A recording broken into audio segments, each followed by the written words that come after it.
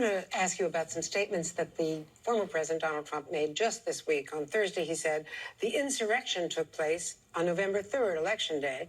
January 6th was the protest. Was Election Day an insurrection?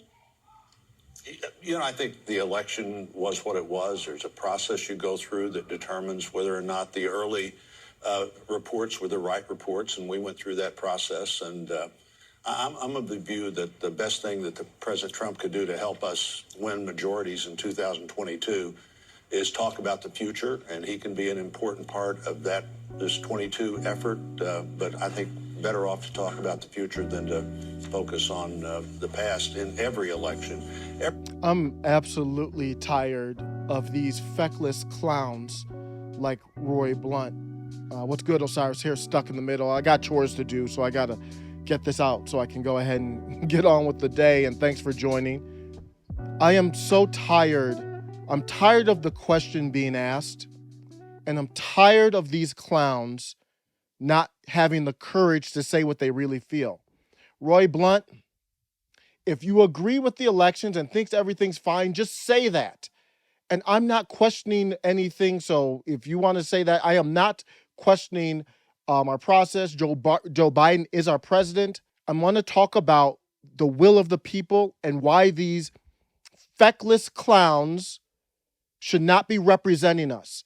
Roy Blunt, see, I don't live in, he's Missouri, right? I think he's Missouri. I don't live in Missouri.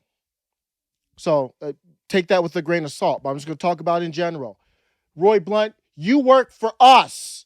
We don't work for you. So I don't even know why Andrea Mitchell and everyone is asking them their opinion. Their opinion on a hypothetical election, any type of election, future elections, is irrelevant. They work for us.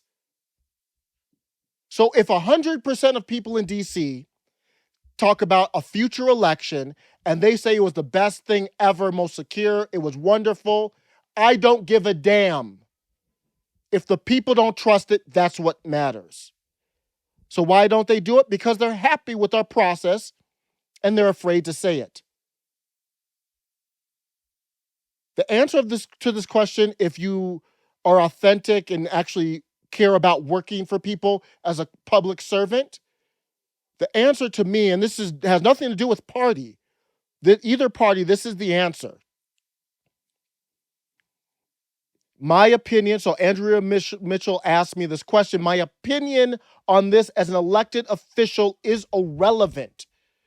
Journalists like yourselves ask me, representatives, this question, in my opinion, to distract from what really matters, the will of the people. Ultimately, perception is what matters. If common people lose faith in our election process, whether that's true or not, that's not relevant either. Whether it's true or not, the whole country falls apart. For example, maybe just hypothetically, most of the people in the state of California, let's just say hypothetically, trust their process. Great for them.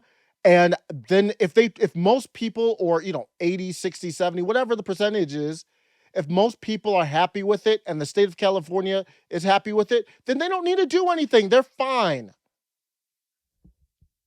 That could change from election to election, though. Keep that in mind. What matters is the will of the people. Perception is what matters. If common people lose faith like they did in Arizona, they did polling, and for them in the state representatives, they thought it was a concern enough for them to do a forensic audit. That's up to them to try and regain faith.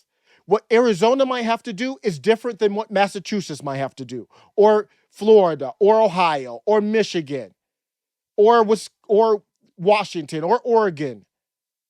That's why the Constitution left that up to the states to decide. So they did an audit. They're trying to. Let's see if it works. I don't know. The bottom line is I hope people have more confidence in it. That's what I hope. And if people out there watching this are concerned, go talk to your state representatives. That's not a federal matter. What we for damn sure won't do or can't do is federalize voting like the establishment wants to do with this HR1, S1, and these off branches of it. That's unconstitutional, and it only brings legitimacy or the shroud of more concern of people who already have concern, because you're taking more power away from them to control their state legislators to do whatever they need to do and putting it in the hands of the federal government. That's the answer to the question. If you're authentic, it's not hard. Let me know what you think. Take care.